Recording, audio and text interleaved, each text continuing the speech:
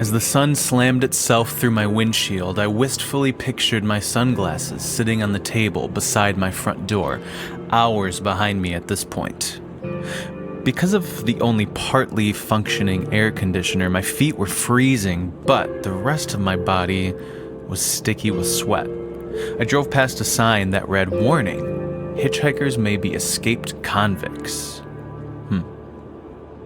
My audiobook announced the title of the next chapter. Waiting for Perry, Chapter 7. After a pause, it continued. I sat on the park bench and looked for a goateed man. I scrutinized each person who came my way, searching for any sign of facial hair. I knew it was madness to meet random strangers at dusk in poorly lit parks, but I really needed the information he supposedly had. In the course of 20 minutes, only 3 people had passed by. I zoned out. Staring forward at the heat emanating off the pavement, I slowed down for a stop sign, planning to roll through it until a flash of bright orange lipstick caught my eye. A tall woman with crescent moons dangling from her ears towered over my car, her height enhanced by baby blue stilettos. She folded herself over and knocked on my window, which for some reason I dutifully rolled down.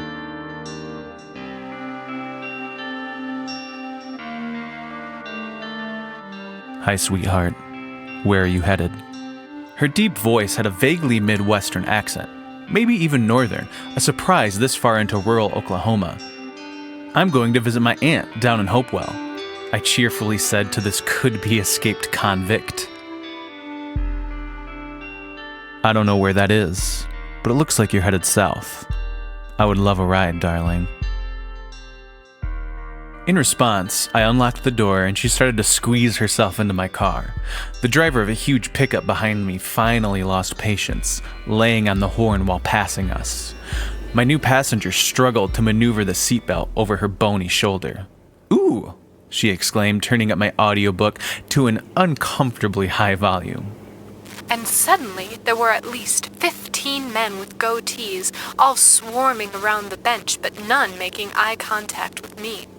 My frustration building, I began to scream, "Perry!" hoping that Perry would reveal himself. As the audiobook narrator yelled, "Perry!" my new friend joined in, as if it was the latest hit song.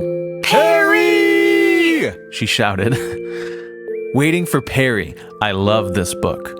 Darling, this is my absolute favorite. She gripped my shoulder and turned to face me, squirming under the seatbelt. "Really? I just picked it up randomly from the library. I haven't even really been paying attention." "Oh, my sweet child," she said. "We've got to go back to the beginning." She found the tapes on the floor of my car and replaced tape 4 with tape 1. Her bright green acrylic nails tapped as she rewound it to the beginning. Waiting for Perry, Chapter 1.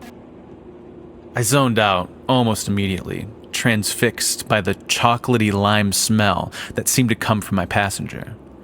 We then spent the next 3 hours serenaded by the audiobook. Every so often, my new friend would start to murmur, reciting whole paragraphs along with the narrator.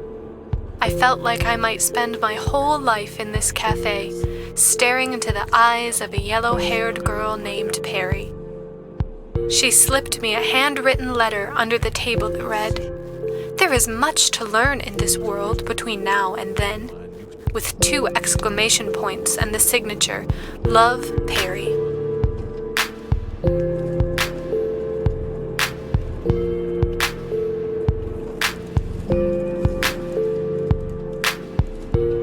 After the third tape was halfway finished, my passenger gripped my shoulder and asked, "My angel, love, would you let me off up here?" I pulled over at a well-lit but deserted gas station.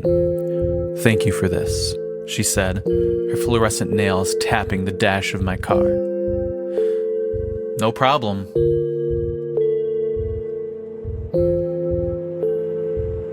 Night had fallen and the temperature was now much more forgiving. The audiobook droned on. With no one else on the road and no passenger except myself, I gradually sped up until I was at least 30 miles over the speed limit. 10 minutes later, the gas light came on.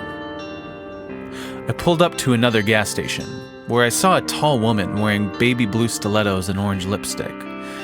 She caught my glance and smiled, holding her thumb out to me. I rolled down my window and stared in confusion as she bent her lanky frame down to ask, "Are you going south, sweetheart?"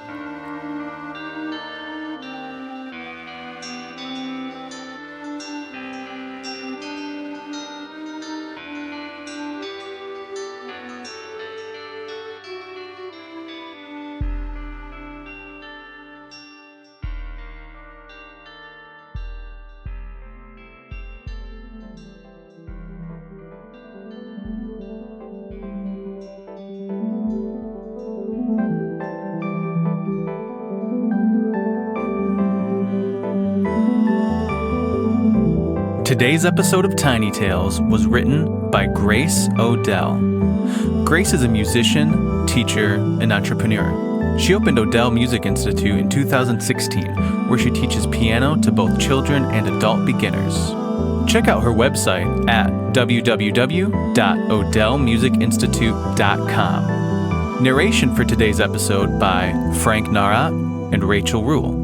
Production and music by Frank Nawrot. Thanks for listening.